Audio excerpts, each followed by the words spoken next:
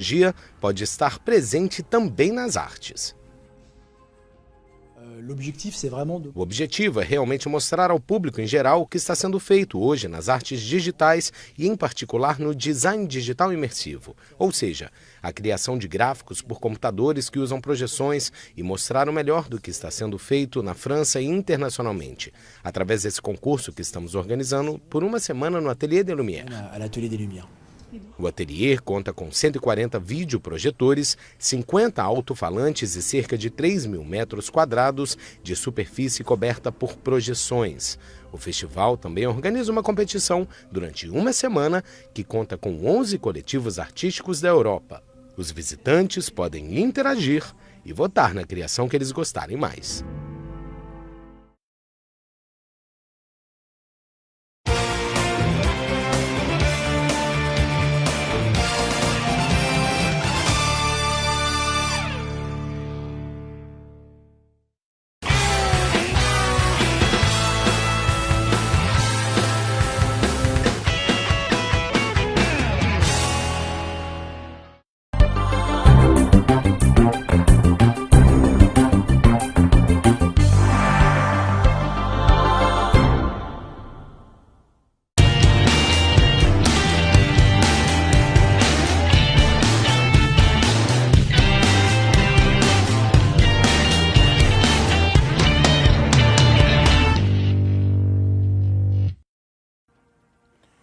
Olá, estamos ao vivo com mais um programa Verdade e Expressão, diretamente aqui dos estúdios da TV Transamérica, pelo canal 59, canal aberto, e também estamos ao vivo pela internet, no Facebook, YouTube da TV Transamérica e também pelo nosso portal de notícias, o verdadeexpressão.com.br. Você pode participar conosco pelo WhatsApp, o 41 99 613 3677, ou então também pelas redes sociais, lá na timeline do Facebook, tanto do Verdade e Expressão quanto da TV Transamérica. Hoje recebo aqui a Procuradora-Chefe do Ministério Público do Trabalho, Margarete Matos de Carvalho. Boa noite, doutora Margarete, uma honra recebê-la aqui no programa. Boa noite a todos que nos assistem.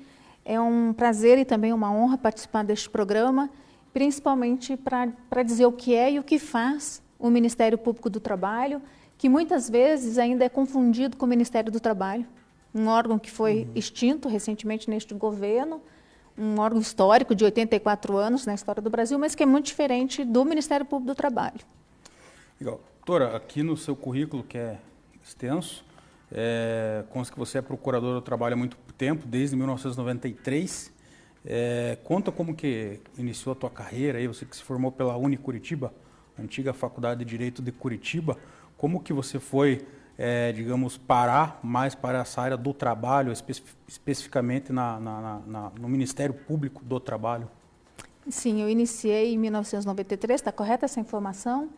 E antes de integrar o Ministério Público do Trabalho, eu trabalhei na Justiça do Trabalho, como servidora da Justiça do Trabalho, iniciei em 87, e iniciei também o meu curso de Direito em Jacarezinho, eu sou natural de Jacarezinho. Fiz 3 anos na Faculdade de Direito de Jacarezinho, que é uma faculdade muito renomada. Sim. Depois concluí aqui na Faculdade de Direito de Curitiba.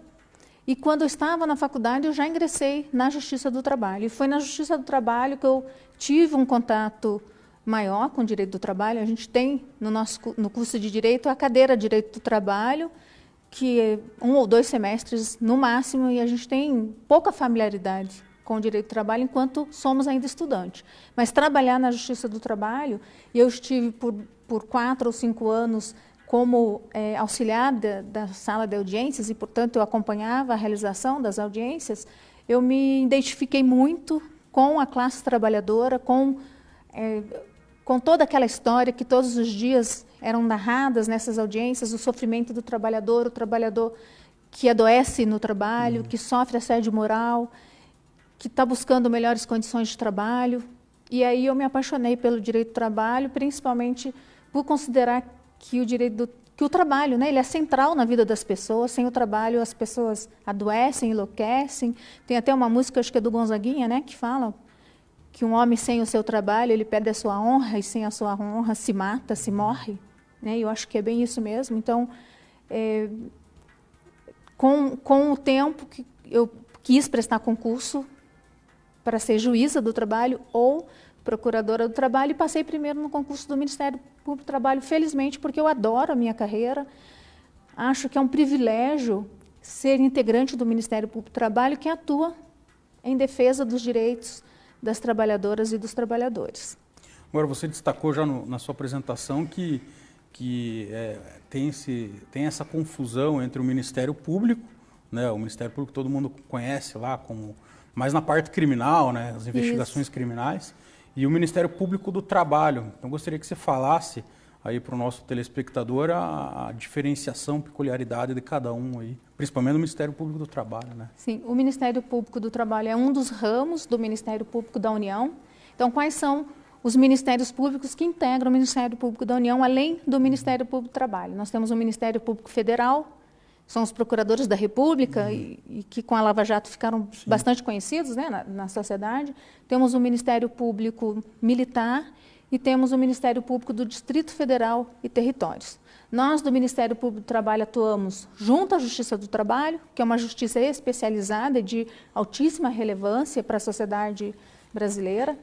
Temos o MPF, né, o Ministério Público Federal, que atua junto à Justiça Federal, o Ministério Público Militar junto à Justiça Militar, que também é uma justiça especializada, e o Ministério Público do Distrito Federal e Territórios tem essa peculiaridade de pertencer ao MPU, mas ele mais corresponde com os Ministérios Públicos Estaduais e atua junto à Justiça do Distrito Federal. Então, como diferença para entender o Ministério Público do Trabalho e o Ministério Público Estadual, que você mencionou, que atua na área criminal, todas as comarcas têm uma promotoria de justiça, né? Dependendo do tamanho da comarca, até mais de uma, e especializadas, inclusive, em algumas áreas, como infância e juventude, a criminal, ambiental, né, etc. Então, o promotor e a promotora de justiça são do Ministério Público Estadual, com atribuições próprias e específicas, e o Ministério Público do Trabalho tem os procuradores e as procuradoras do trabalho, que atuam em matéria trabalhista. Essa é a diferença. E outra questão que é relevante, você chegou agora a procuradora-chefe do Ministério Público do Trabalho. Gostaria que você explicasse toda essa estrutura hierárquica dentro do Ministério Público do Trabalho, como que é, quantos procuradores vocês são, como que funciona toda essa estrutura aí? Pois não. A carreira do Ministério Público do Trabalho, ela se divide em 3. O início se dá como procurador ou procuradora do trabalho, depois pode ser promovida a procurador regional do trabalho, eu já sou a procuradora regional do trabalho, e aí atua junto ao Tribunal Regional do Trabalho e não mais junto às varas do trabalho. E ainda temos os subprocuradores e subprocuradoras do trabalho que atuam junto ao Tribunal Superior do Trabalho. Esses são os 3 níveis de carreira que, conforme a antiguidade na carreira, que você vai alcançando esses níveis, né, que vai mudando de nível. O primeiro ingresso é por concurso público, os outros todos são por merecimento ou por antiguidade. Aí uma promoção interna, né, um alcance interno nesses vários níveis de carreira. Agora, um tema que você, doutora, colocou bem no começo, a polêmica do Ministério do Trabalho, que não tem nada a ver com o Ministério Público do Trabalho e que foi extinto depois de vários anos de funcionamento. A doutora sempre atuou aí, né, junto à Justiça do Trabalho, com a existência do Ministério do Trabalho, e agora com essa extinção. O que mudou? Qual que é a sua opinião sobre esse tema aí? No entendimento do Ministério Público do Trabalho, houve um retrocesso histórico. A extinção do Ministério do Trabalho é uma instituição, como eu disse, já de 84 anos de história no país, e que sempre regulamenta, inclusive, a legislação que é aprovada pelo Congresso Nacional para que ela seja passível de execução e de aplicação tanto nas ações individuais como nas ações trabalhistas. Então, nós temos, obviamente, uma esperança de que no futuro a gente possa retomar essa estrutura pela importância que ela tem, pela centralidade, como eu disse, do trabalho. É uma política pública de vital importância para todos os brasileiros e para todas as brasileiras, e que não deveria ser extinto de hipótese alguma, porque a política que é de responsabilidade do Ministério do Trabalho, ela é muito, muito ampla, né, e foi absorvido pelo Ministério da Economia, que, se a gente for olhar, né, o Ministério da Economia, que é voltado, obviamente, para as políticas econômicas, não teria uma relação direta com as políticas trabalhistas. Às vezes pode até ser antagônicos os interesses. Então, portanto, ele deveria ter a sua existência independente, como sempre foi, a estrutura independente, com a valorização de quem é da carreira, para ocupar todos os níveis existentes, né, que existiam no Ministério do Trabalho, e aí, obviamente, fazendo o que eles sempre fizeram, fiscalizando o cumprimento da legislação trabalhista.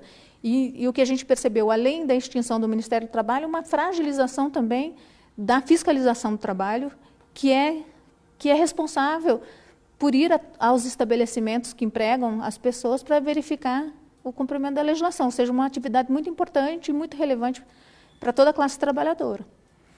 E em relação a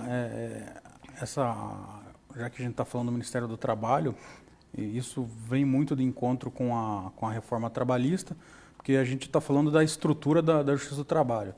Tem principalmente o pessoal mais ligado ao lado empresarial, e defende a extinção da Justiça do Trabalho, que se aglutine as demandas que envolvem relação de trabalho à Justiça Federal normal. Como que vocês têm se posicionado a esse tipo de ação, de tentativa aí? Obviamente que nós somos contrários a qualquer tipo de retrocesso no que diz respeito ao sistema jurídico de proteção dos direitos dos trabalhadores e trabalhadoras. Fazer a absorção, como está sendo proposto, né, da Justiça do Trabalho, a Justiça Federal comum, ou mesmo do Ministério Público do Trabalho, ao Ministério Público Federal comum, é uma perda lamentável e que nós, obviamente, não vamos concordar em hipótese alguma. E também não é uma proposta inteligente, e explico por quê. A Justiça do Trabalho ela é maior que a Justiça Federal. Então, como você vai colocar, né, o maior para ser absorvido para o menor, e de qualquer forma, se isso acontecer, vai precisar existir, por exemplo, várias especializadas em direito do trabalho. Esse é um conhecimento que deve ser especializado. E, portanto, nós estamos falando em extinguir a Justiça do Trabalho apenas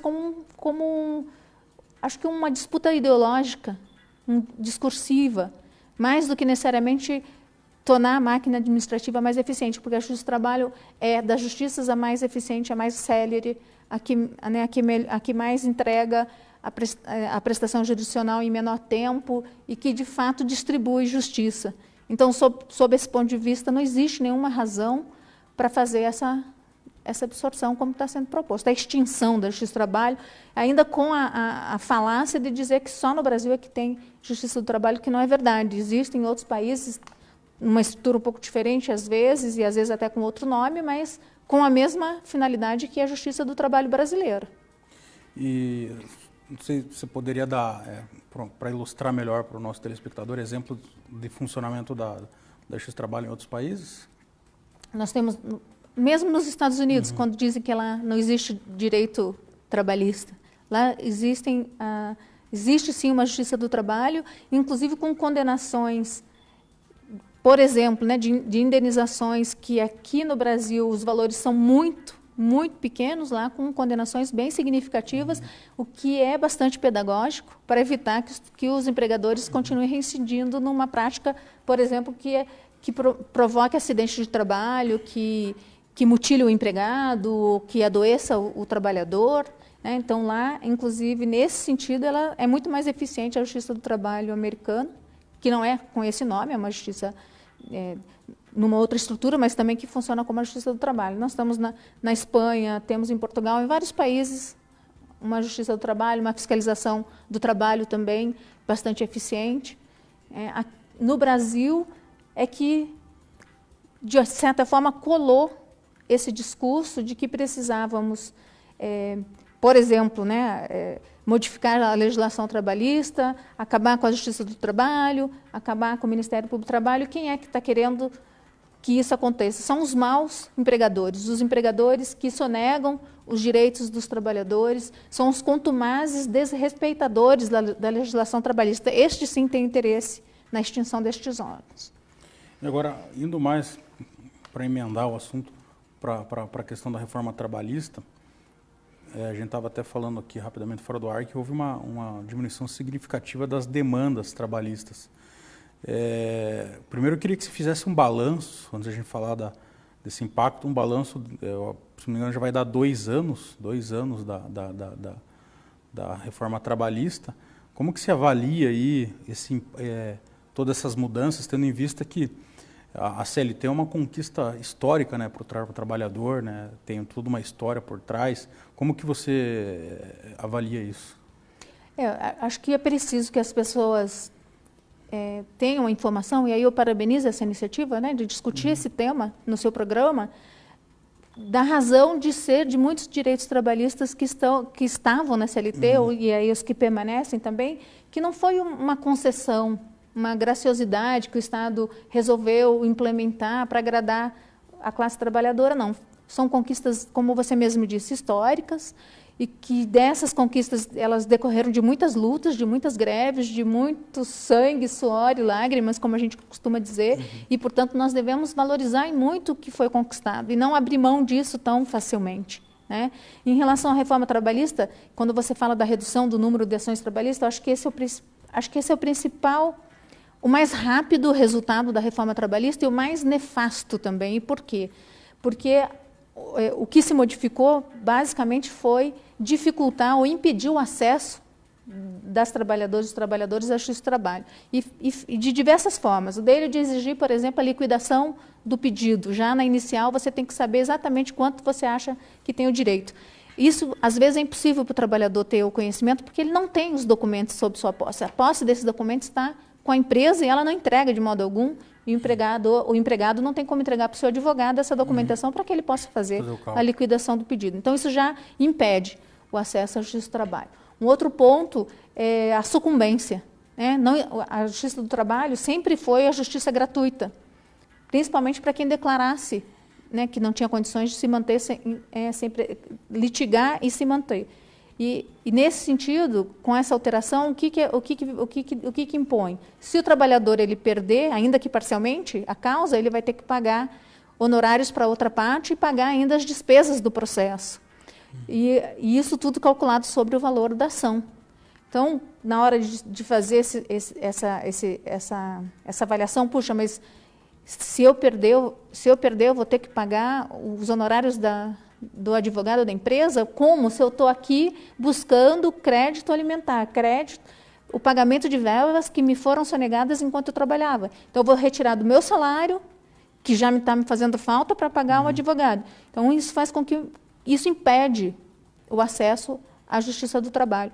Também tem impedido acesso à necessidade de pagar honorários periciais, né? Quando a justiça do trabalho ainda existe essa possibilidade, porque nós estamos no momento de interpretação da reforma trabalhista e vendo o que de fato está de acordo, por exemplo, com a Constituição Federal, com as convenções e tratados internacionais, em especial as convenções da Organização Internacional do Trabalho. Então, pagamento de honorários periciais. Se nós estamos falando de uma pessoa desempregada, que mal tem condições de alimentar a sua família, como que ela vai pagar honorários periciais para provar que ela esteve sujeita, por exemplo, a um ambiente insalubre, né? Então, são várias modificações que foram feitas na legislação e que, de certa forma não, diretamente influenciaram essa redução drástica de mais de 50% do número de ações. E teve mais um agravante, que é retirar dos sindicatos a sua fonte de custeio, né, das contribuições sindicais.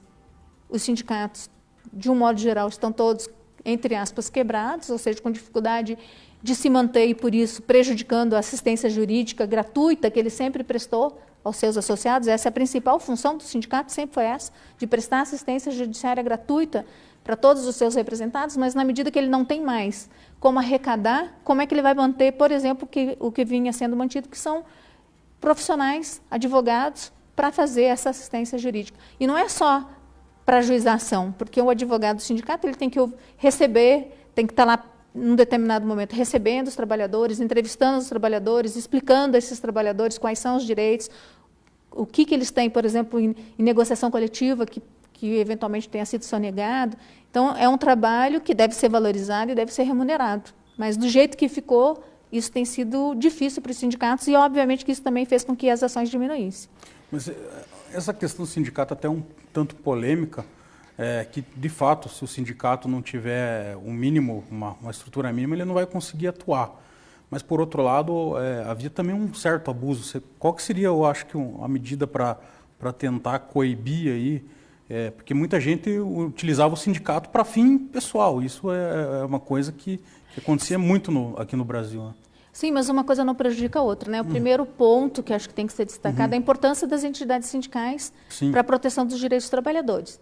As entidades sindicais que, porventura, se desviarem desse caminho, elas podem ser, de algum modo, responsabilizadas, né? Investigar, e a gente investiga muito isso lá no Ministério Público do Trabalho. É muito comum esse tipo de investigação.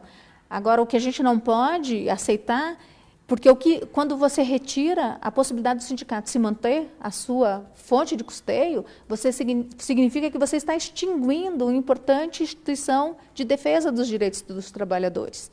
Tá? Estrangulando as entidades sindicais através da arrecadação e impedindo que ela exerça o seu papel importante junto à classe trabalhadora que ela representa.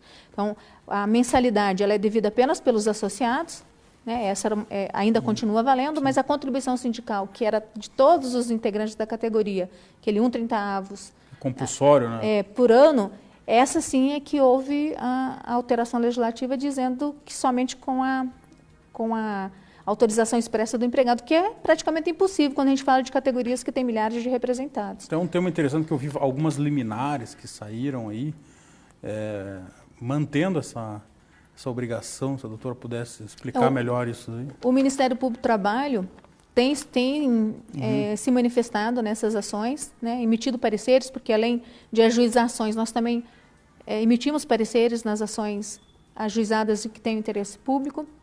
Nosso entendimento é no sentido de que se há uma assembleia da categoria aprovando esse desconto, ele já é um desconto legítimo e estaria daí obrigado, né, pela Constituição e pelas convenções ratificadas pelo Brasil. Então, não seria com autorização expressa, mas sim valorizando a categoria no sentido coletivo dela, né? Não individual, mas uma autorização coletiva feita na Assembleia. Agora, tem também, deve ter muitos questionamentos, né, no Supremo Tribunal Federal em relação a essa reforma trabalhista, por exemplo, em relação imagino, a contribuição sindical. Você poderia falar aí os principais questionamentos que, com certeza, o Ministério Público do Trabalho deve estar acompanhando todas essas demandas em relação a digamos, possível inconstitucionalidade de vários dispositivos da reforma trabalhista? O próprio Ministério Público do Trabalho, porque quem ajuiza as ações, né, de controle de constitucionalidade é a Procuradoria-Geral da República. E nós conquistamos, nos últimos anos, 3 anos talvez, uma assessoria jurídica de procuradores do trabalho diretamente ao Procurador-Geral da República para promoção de ações que tenham por objeto matéria trabalhista. Então, nós conseguimos, através da Procuradoria-Geral da República, ajuizar diversas ações para questionar a reforma trabalhista e as decisões que têm sido proferidas, não tem muitas, acho que talvez 2 até agora, foram no sentido de dar procedência ao pedido do Ministério Público do Trabalho. E a gente tem notícia dessas decisões. Então, por exemplo, a jornada intermitente que conversávamos, é uma jornada que está sendo discutida, porque não garante nem o salário mínimo para o trabalhador, ainda que empregado. O descanso semanal remunerado, que também foi mitigado. Os intervalos para almoço, os intervalos entre jornadas de um dia para o outro. Isso que eu acabei de mencionar, o acesso à justiça, né? A inconstitucionalidade da mudança que impede o acesso à justiça dos trabalhadores. Enfim, vários dispositivos estão sendo questionados e também, obviamente, da contribuição sindical. Agora, não atuo na área trabalhista, mas uma coisa que me chamou a atenção foi essa questão da justiça gratuita, né? Essa limitação atrelado ao salário contribuição lá me parece que meio complicado, porque a justiça gratuita você tem que analisar caso a caso, ainda mais numa questão trabalhista que geralmente, na grande maioria, o empregado não tem condições, né? Pois é, normalmente ele não tem. O empregado, quando ele busca a justiça do trabalho, porque ele já está desempregado. Se tem uma coisa muito difícil de você verificar, é um empregado que no curso da relação de trabalho ele vai ajuizar uma ação contra o seu empregador. Isso não acontece, porque ele vai perder o emprego. Então, as ações trabalhistas, elas normalmente, né, na grande maioria das vezes, elas só acontecem depois que o trabalhador já perdeu seu emprego. Então, ele está no momento de vulnerabilidade econômica. Então, por isso, exatamente é essa a razão da justiça do trabalho ser uma justiça gratuita. Vamos, então, agora avançar um pouco no tema. Gostaria que a doutora explicasse aqui, em relação a essa questão de denúncia. Até o Reinaldo Rocha aqui, que sempre acompanha o programa, ele está falando da questão de fiscalização das empresas, condições irregulares de trabalho, que é uma reclamação até comum, que o empregado sofre muito, né, por conta de algumas atitudes que não respeitam a lei das empresas. E às vezes até se reclama a falta de fiscalização. Gostaria que a doutora explicasse como que funciona isso, se a estrutura que tem atual, a gente até estava falando do Ministério do Trabalho que foi extinto, que me parece que prejudicou isso também, a doutora já comentou. Então, poderia fazer uma explicação sobre isso? Então, a fiscalização do trabalho continua sendo atribuição dos auditores fiscais do trabalho, que em razão da extinção do Ministério do Trabalho hoje estão vinculados ao Ministério da Economia. Uhum. Mas nos estados nós continuamos ainda com as superintendências regionais do trabalho, e no interior do estado nós temos as gerências, né, gerências regionais do trabalho. Então, as denúncias, quando existe a intenção de qualquer pessoa que tenha conhecimento de irregularidade trabalhista, pode fazer diretamente a Superintendência Regional do Trabalho, as gerências do trabalho, porque embora deficitária a fiscalização do trabalho, ela ainda continua com essa atribuição de fiscalizar cada empresa. O Ministério Público do Trabalho ele não faz fiscalização in loco, ele faz a investigação das denúncias de irregularidades que são praticadas pelos empregadores de modo a atingir a coletividade dos seus empregados. Então, vamos dar aqui um exemplo, um trabalhador que não teve o pagamento das horas extras só em relação a ele, todos os outros receberam as horas extras, mas aquele, por alguma razão, ele não estaria recebendo hora extra. Aí é um direito individual lesado e que, portanto, deve ser denunciada para a fiscalização do trabalho.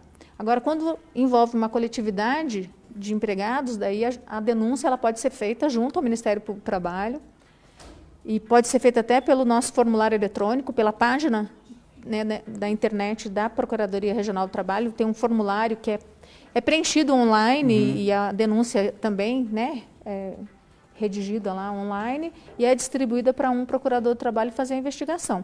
O que é importante, que eu vejo que se confunde muito, é que o trabalhador que se sente lesado, ele acha que denunciando para o Ministério Público do Trabalho ele vai ter os seus direitos garantidos, ou seja, o empregador vai pagar aquilo que ele deve. Não vai ter esse efeito. A nossa atuação é para o futuro, para que a partir do momento em que o empregador assinar, por exemplo, um termo de compromisso para adequação da conduta, ou responde uma ação civil pública, a partir daquele momento, ele não vai mais descumprir aquela legislação que foi desrespeitada. Não estará contemplada, né, nenhuma obrigação relacionada ao pagamento de direito individual. Então, os trabalhadores não podem ficar com a ilusão de que procurar o Ministério Público do Trabalho eles terão seus direitos assegurados economicamente falando, reparados economicamente falando. Mas a empresa, sim, terá que se adequar para que no futuro nenhum direito seja violado. Então, no caso, se ele entender que tem algum direito violado, a questão econômica ele tem que entrar, procurar um advogado e entrar com a demanda sindicato, própria. Né, que deve prestar assistência jurídica, um advogado da área trabalhista.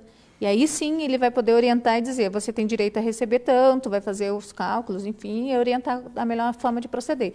Mas no Ministério Público ele não vai ter como ter esse direito reparado. E essas investigações, só para ficar no linguajar mais tranquilo para o nosso telespectador, eles vão, digamos, adequar ou educar a conduta da empresa, digamos. Vai ter que seguir normas, né, que de repente que não está violando a lei, eles têm que se adequar às normas legais, mais ou menos isso daí para ficar mais... Exatamente. Então, pegando de novo o exemplo do empregado que não recebe hora extra. Se houver lá, depois da denúncia fiscalizada a empresa, o auditor fiscal do trabalho vai lá e ele verifica que não só aquele empregado, vários empregados têm as suas horas extras sonegadas. Esse auditor vai vai lavrar um auto de infração, né, vai aplicar uma penalidade administrativa e vai encaminhar para o Ministério Público do Trabalho. Daí a empresa ela vai ser chamada para resolver aquele problema, para que, a partir do momento que ela assina um documento perante o Ministério Público do Trabalho, ela vai pagar todas as horas extras. Então, o que aconteceu no passado vai ter que ser resolvido por elas ações individuais, os empregados buscando a reparação dos seus créditos. E dali para frente a empresa vai ter que seguir a legislação, na verdade já deveria cumprir essa legislação, né? E além de responder aquela multa administrativa no Ministério do Trabalho, também pode responder uma multa pelo descumprimento do termo de compromisso ou por eventual obrigação condenada em ação com o serviço público. Agora, eu lembro que tinha muito aquelas comissões de conciliação prévia, tem até hoje. Sim. Queria que a doutora desse opinião, qual que é, digamos assim, a importância desse tipo de comissão, qual que é a posição do Ministério Público do Trabalho sobre esse instrumento? Nós, no início, é uma legislação de 2000. Né? Houve uma polêmica muito grande, porque também entendíamos na época, e eu entendo até hoje, que as comissões, da forma como está contemplado na legislação, ela também impede o acesso do trabalhador à Justiça do Trabalho. E aí, com o tempo, houve uma evolução, digamos assim, jurisprudencial, no sentido de considerar que o acordo que se fez lá na Comissão de Conciliação Prévia está quitando apenas aquelas verbas que estão descritas no documento, e não o contrato de trabalho. E isso possibilita ao trabalhador continuar, né, ingressando na Justiça do Trabalho e pedir verbas que não estavam naquele documento e que não foram pagas na época em que ele teve que comparecer à Comissão de Conciliação Prévia. Mas eu acho que o principal problema, porque isso foi resolvido com a jurisprudência, então não se impede o acesso mais, né, à Justiça do Trabalho, mas eu acho que o principal problema que ainda a gente recebe denúncias a respeito disso é o empregado ser obrigado a pagar uma taxa para poder comparecer perante essas comissões de conciliação prévia. Então, na Justiça do Trabalho, ele não tinha que pagar taxa alguma, justiça gratuita. E na comissão, cada sindicato fixava um valor, e eram valores que, obviamente, para quem está desempregado, eram muito significativos, né? E, portanto, também nós recebemos denúncias como essa e aí chamamos a entidade sindical para adequar sua conduta, porque ela não pode fazer esse tipo de cobrança. Pelo menos não podia, enquanto ela não podia arrecadar, né? A arrecadação que a entidade sindical fazia era para prestar essa assistência jurídica e que deveria ser gratuita. Porque na ampla, pelo menos todos os advogados trabalhistas sempre falavam para o cliente, nem perca tempo lá, vá direto, vamos entrar direto com a ação na Justiça do Trabalho. Deve ser por conta desse tipo de situação, porque... Quando tinha que pagar taxa, né? Ou quando ainda havia essa discussão de ser liberatória do contrato de trabalho. Agora está pacífico, né? Que só libera o pagamento... Como é na rescisão contratual homologada perante o sindicato. Se o empregado tiver diferenças a receber, ele pode entrar ainda com ação e aquela quitação que é dada na rescisão do contrato de trabalho não significa que ele deu quitação de todas as verbas devidas, e sim aquelas que estão no termo de rescisão. Legal, vamos então para um breve quadro de notícias com o nosso jornalista Pedro Lima. Boa noite, Pedro Lima. Olá, doutor Rafael, boa noite a você, boa noite à doutora Margarete. Vamos lá. A Comissão Parlamentar Mista de Inquérito, que investiga notícias falsas nas redes sociais e assédio virtual, inicia amanhã as audiências públicas que vão embaçar os trabalhos. A primeira audiência vai receber o general da divisão, Guido Amin Naves, comandante do Comando de Defesa Cibernética do Exército, Daniel Bramati, presidente da Associação Brasileira de Jornalismo Investigativo, ABRAGE, Walter Capanema, professor de Direito Eletrônico da Escola de Magistratura do Rio de Janeiro, e Wilson Gomes, professor de Comunicação da Universidade Federal da Bahia. A CPMI aprovou mais de 50 requerimentos com convites para audiências públicas e outros 30 de convocação. A diferença é que a pessoa convocada não pode se recusar a comparecer. Entre os convidados estão personalidades que foram vítimas de ataques virtuais e de notícias falsas, acadêmicos, ativistas, jornalistas e autoridades. Já as convocações se aplicam a empresas do ramo de telecomunicações. Segundo o plano de trabalho, a comissão vai abordar uma série de temáticas, incluindo conceituação e delimitação das fake news e seus impactos sobre setores da sociedade, cyberbullying, aliciamento e orientação de crianças para o cometimento de crimes de ódio e suicídio, consequências econômicas da produção e disseminação de notícias falsas que atentam contra a democracia no mundo. E, por fim, esquemas de financiamento, produção e disseminação das fake news com o intuito de lesar o processo eleitoral. A CPMI tem como presidente o senador Ângelo Coronel, do PSD da Bahia, e como relatora a deputada Lídice da Mata, do PSB da Bahia. Com informações da agência Senado e imagens de Jane de Araújo. É com você no estúdio, Rafael. Tem uma pergunta aqui, se em relação após a reforma trabalhista, essas denúncias aumentaram, diminuíram? Você tem esse dado? Eu acho que se mantiveram no mesmo patamar, não houve uma alteração significativa nem para maior nem para menor. E em relação, em 2018, as demandas em relação de empregados que, digamos, foram coagidos a votar em determinado candidato nas eleições de 2018, qual que é a experiência que vocês tiveram? Então, não foi só aqui no Paraná, né? Nós tivemos algumas denúncias aqui no Paraná, mas acho que a que teve a maior repercussão foi em Santa Catarina, né? E aí nós entendemos que é um assédio moral organizacional e uma coação também ao direito do empregado de livremente escolher seus candidatos.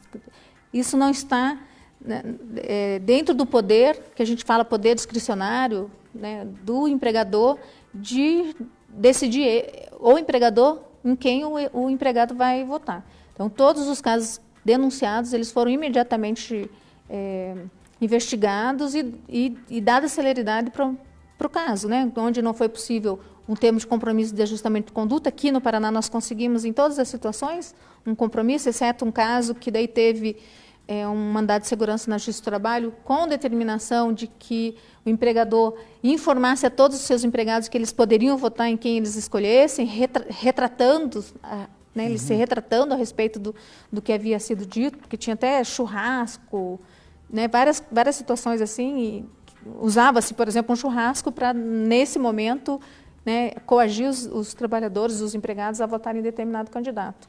E o caso de uma repercussão de Santa Catarina, que foi ajuizada uma ação civil pública com antecipação de tutela, que a gente chama, né, que é decidindo o mérito antes de terminar a fase de conhecimento, determinando também a correção da conduta do empregador e que imaginamos que vai ser obrigada a pagar uma indenização bem significativa. Agora, essas reuniões dentro da empresa com candidatos, é bom deixar claro que não foi na última eleição, é uma coisa que acontece muito. Queria que a doutora explicasse até onde, qual o limite disso. Então, o limite, o empregador ele não deve nunca agir de modo a influenciar o voto do empregado. Ele é livre na sua escolha. Então, ficar levando candidatos para se apresentar nas empresas, isso tudo contraria a legislação e é uma forma de assédio, né? Uma prática de assédio, é um ato violador da conduta de boa-fé que deve reger qualquer contrato, e especialmente um contrato de trabalho, né?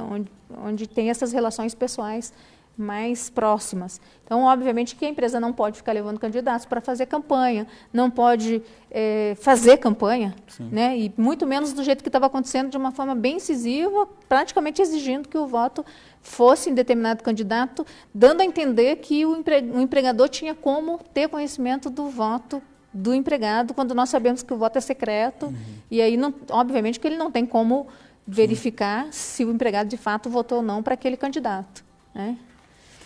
Agora, uma outra situação corriqueira que você teve uma atuação bem extensa é contra a exploração do trabalho infantil. Gostaria que você falasse um pouco desse tema. Sim, eu até trouxe aqui a informação de ações que nós queremos dar prioridade nesse mandato, que é, né, de 2019 a 2020. O primeiro deles é a prevenção e erradicação do trabalho infantil. Infelizmente, o trabalho infantil ele ainda é naturalizado, ele não é visto como um problema e muito menos como uma violação de direitos, que de fato é, né, violação de direitos humanos e dos mais graves, já que ele atinge a criança e retira da criança a sua infância. Trabalhar é coisa de adulto, e não de criança e também não de adolescentes enquanto não completada a idade mínima de 16 anos, e mesmo que ele possa trabalhar, tem atividades que ele está proibido de exercer. Então, nós queremos sim dar prioridade a esse tema. Nós temos os Objetivos do Desenvolvimento Sustentável, que a gente chama de Agenda 2030, que é um pacto global firmado por quase todos os países do mundo. O Brasil também assinou esse documento, e neste documento está a obrigação de todos os países de erradicar o trabalho infantil, todas as suas formas, sejam elas as piores formas ou não, até 2025. Então, em razão disso, também obriga ao Ministério Público do Trabalho de continuar atuando para erradicar essa chaga, né? Infelizmente, no Paraná, onde a gente tem as situações mais difíceis de serem resolvidas, é na área rural, principalmente em pequenas propriedades, em regime de economia familiar, onde tem a cultura do trabalho, que não se entende que criança trabalhando é ilegal ou mesmo prejudicial à criança ou adolescente. Não é só prejudicial no sentido de impedir o acesso à escola, de continuar estudando, ou ter mais dificuldade de continuar na escola, mas também a saúde. Então, essa limitação que a lei impõe é justamente em razão dos riscos à saúde que as atividades laborais provocam nas crianças. E aí são diversas as atividades agrícolas aqui, crianças do Paraná são sujeitas à exploração, uma delas na produção do fumo, na produção do tabaco. Essa semana passada, na quinta-feira, nós publicamos um diagnóstico em relação à produção do tabaco, e existe uma reação muito grande por parte, né, dos fumicultores, dizendo que isso não é verdade, mas esse diagnóstico e as próprias indústrias, elas admitem que pelo menos os adolescentes, eles sim trabalham em benefício de uma atividade que nós sabemos, ela adoece e muitas vezes mata quem está plantando, quem está na propriedade plantando fumo, e depois mata o consumidor, que é quem vai fumar o cigarro, quem vai estar adoecido pelo tabagismo. Então, o que nós queremos levar para essas famílias que produzem fumo, que produzem tabaco, é uma outra alternativa que venha a produzir alimentos sem veneno, e que as crianças e os adolescentes sejam protegidos e possam passar por esse período necessário para o amadurecimento deles, sem ter sido submetido ao trabalho. Um outro tema que também é prioridade, né, não só do Ministério do Trabalho, será da nossa gestão, é o combate ao trabalho escravo, ou, melhor falando, aos trabalhadores que são submetidos a condições análogas a de escravo. Por incrível que pareça, nós ainda temos muitos trabalhadores escravizados, e escravizados por diferentes formas, e principalmente, de novo, na área rural, né? Também, na linha do que nós conversamos há pouco, vamos trabalhar para o fortalecimento das entidades sindicais. Nós temos uma preocupação muito grande com a extinção, o estrangulamento das entidades sindicais, e os trabalhadores ficarem sem essa proteção que é tão importante a todos. Também vamos trabalhar, e é uma meta institucional do Ministério Público do Trabalho como um todo, que é garantir um meio ambiente de trabalho seguro e sadio. Se nós olharmos os índices de acidentes de trabalho no nosso estado, eles são altíssimos. Aí podemos citar 2 setores que mais causam acidentes fatais, ou seja, mortes, né, que é a construção civil e trabalho de mototáxi, entrega com motocicletas, né, trabalho bastante inseguro. E é nossa responsabilidade atuar para que todas as pessoas que trabalham tenham um meio ambiente de trabalho seguro e sadio. Aumentou muito o número de acidentes graves e fatais, ou qualquer acidente com crianças e adolescentes, mostrando que sim, que o trabalho é um fator de risco para essas crianças e esses adolescentes. Também nós temos um tema que estamos trabalhando desde 2012 no Ministério Público do Trabalho no Paraná, que é o banimento do amianto. E, felizmente, ele foi banido do estado do Paraná. Nós não temos mais fábricas que utilizam o amianto como matéria-prima, mas temos um passivo ambiental e social muito grande, que todos os trabalhadores das fábricas, diretamente nas fábricas, e quem trabalha em contato com, por exemplo, telhas de fibrocimento com amianto, essas pessoas foram, em um determinado momento, expostas a esse mineral, que é considerado cancerígeno, inclusive pela Organização Mundial de Saúde e pelo Ministério da Saúde do Brasil. E é muito perverso, porque você tem o contato, você pode ter tido contato uma única vez na sua vida por um curto período de tempo e mesmo assim ter aspirado uma única fibra e daqui 20, 30, 40, até 50 anos vir apresentar um tumor maligno que chama mesotelioma, não tem cura e em pouco tempo ele leva ao óbito.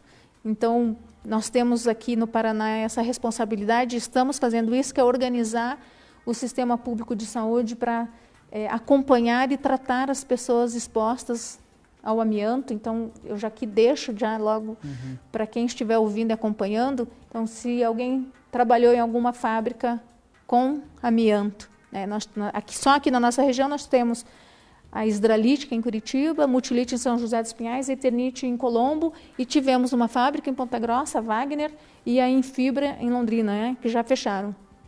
Em todas essas, nós temos milhares de trabalhadores que foram expostos diretamente ao amianto e que sequer têm conhecimento de que pode adoecer, porque essa foi uma informação que as empresas não apresentaram para eles. Tinha a obrigação de dizer que eles podiam adoecer, mas não o fez.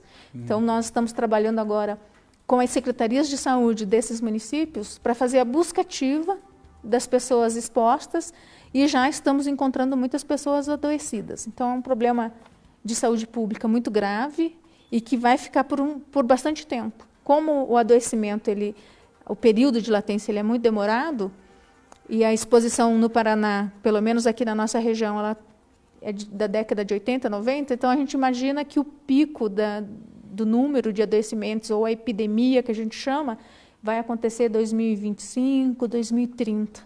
Então, nós vamos ter aí muitas pessoas adoecidas, gravemente adoecidas, e que precisarão de tratamento, e a família também de acompanhamento. E também é muito comum as demandas das condições do trabalho, os equipamentos de segurança, tal. Isso daí como que vocês... No caso do amianto, não existe equipamento de segurança que seja totalmente seguro. Sim. Então, não existe limite seguro para a exposição. Mesmo usando todos os equipamentos, e eles não usavam, porque as indústrias, elas, como estratégia, isso é global, não é só no Brasil, elas procuraram não falar para os empregados usarem os equipamentos de proteção para não chamar a atenção dos próprios empregados de que eles estavam numa atividade insalubre.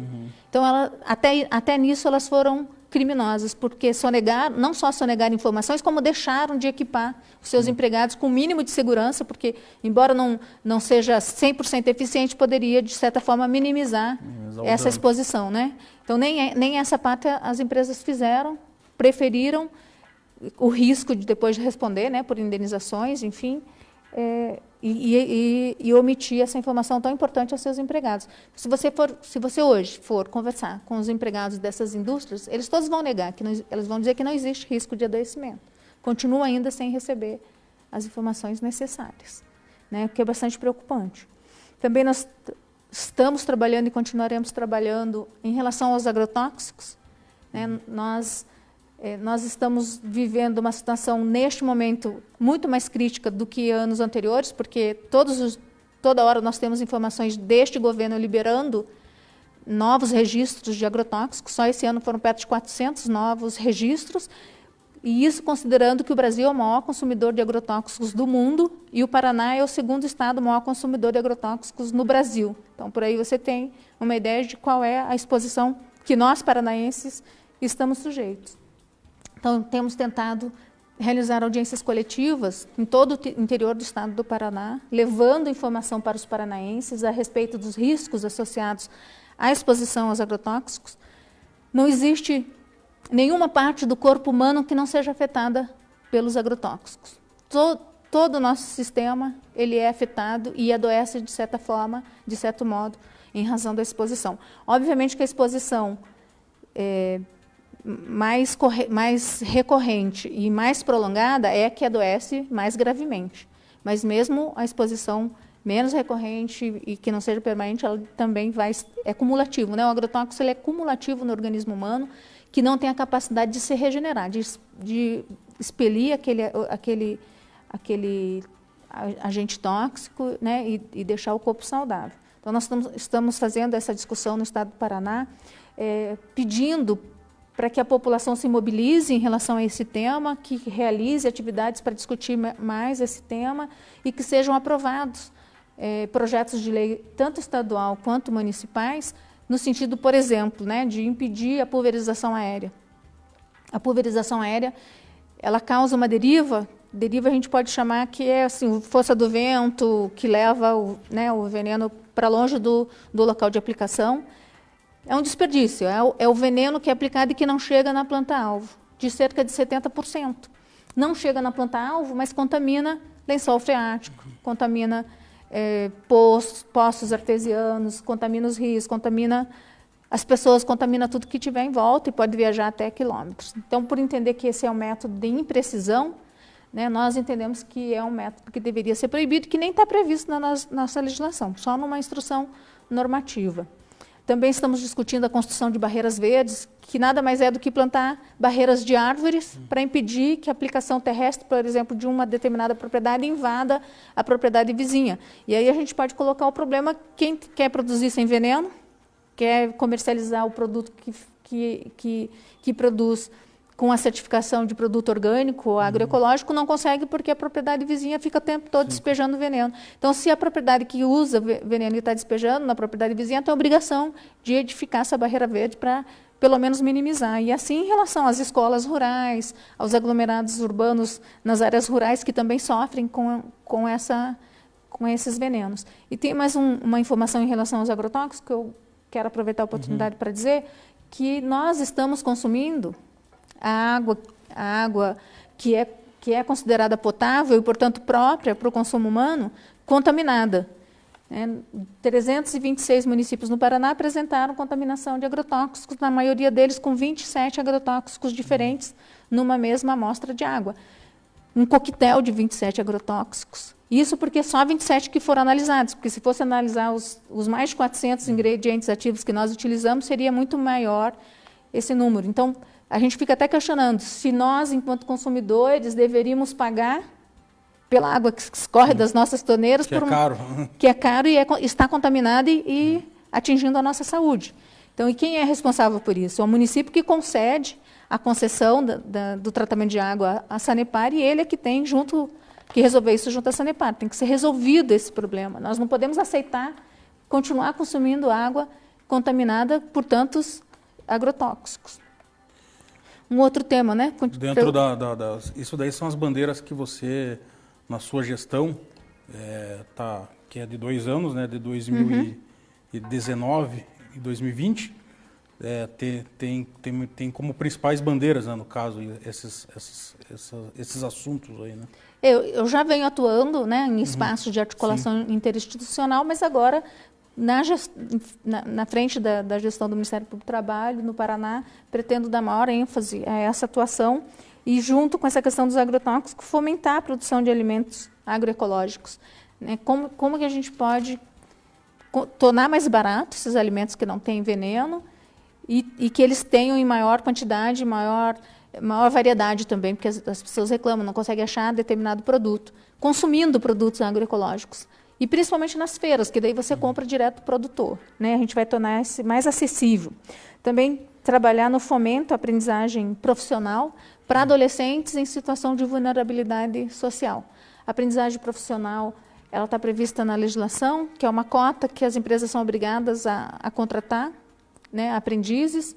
Está sendo questionado nesse momento de reforma trabalhista violentamente. Nós estamos trabalhando muito também para que não haja um retrocesso em relação a essa legislação, e é muito paradoxal que haja esse movimento de exclusão dessas cotas, se ao mesmo tempo nós apoiamos o trabalho infantil. Então, nós apoiamos o trabalho, por exemplo, de adolescentes de forma precarizada, sem a garantia dos direitos deles, e não apoiamos a aprendizagem, que é a forma mais adequada de inclusão no mercado de trabalho de adolescentes. Então, fica até um discurso muito paradoxal da sociedade em relação a isso. Então, a aprendizagem profissional é uma forma muito interessante de inclusão no mercado de trabalho, até o primeiro emprego, né? Pode ser o primeiro emprego daquele adolescente, e é voltado e dá prioridade para os adolescentes das camadas mais empobrecidas.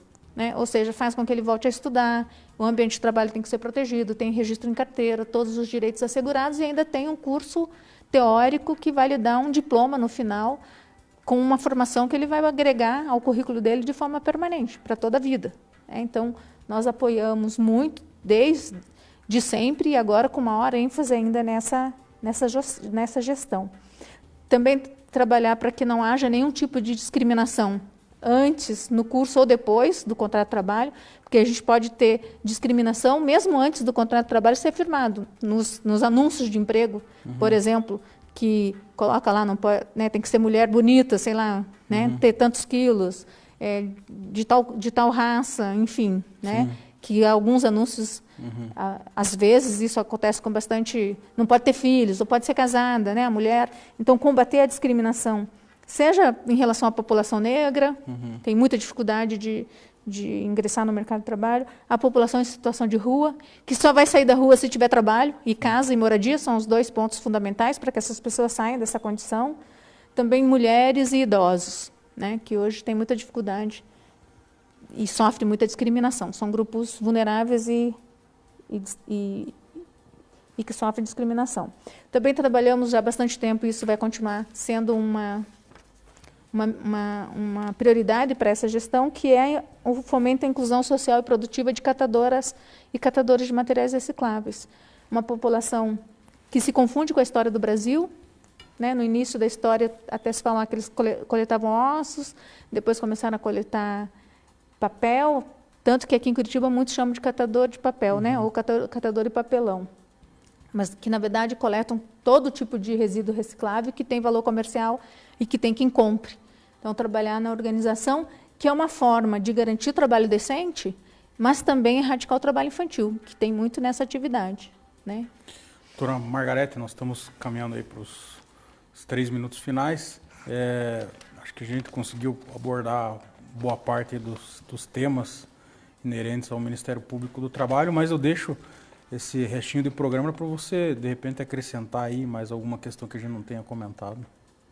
Eu acho que a gente conseguiu realmente fazer um apanhado, não muito aprofundado, né, mas muito geral, mas a gente conseguiu enfocar as várias áreas de atuação do Ministério Público do Trabalho, dizer que essa gestão estará aberta à sociedade, aberta às sugestões e parceira dos órgãos de comunicação, né, da classe de advogados, da advocacia, da sociedade civil organizada, dos movimentos sociais, para fazer com que o direito do trabalho continue sendo um direito central, forte e valorizado, né, por toda a sociedade, e que a gente não tenha mais retrocessos legislativos como o que a gente tem acompanhado ultimamente.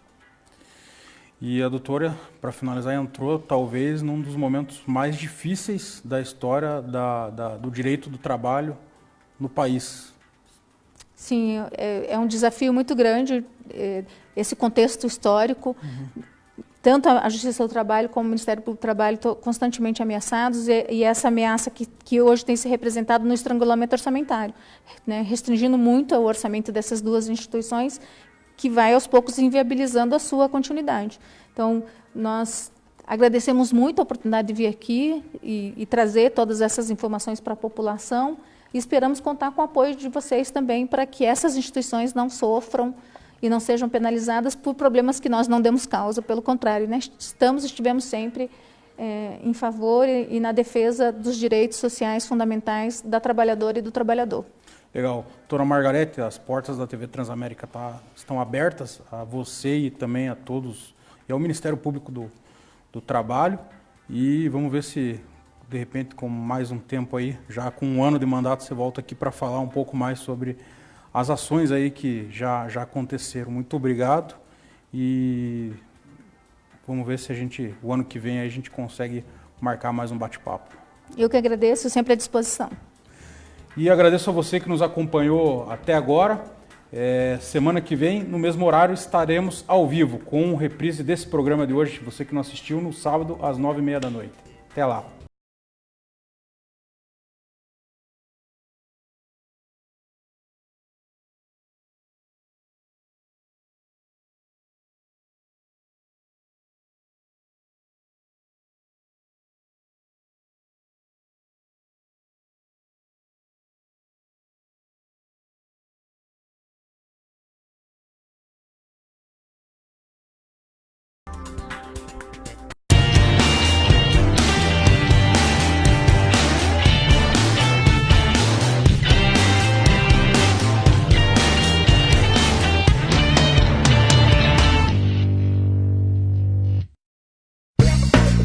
Transamérica é a maior rede de rádio FM do Brasil.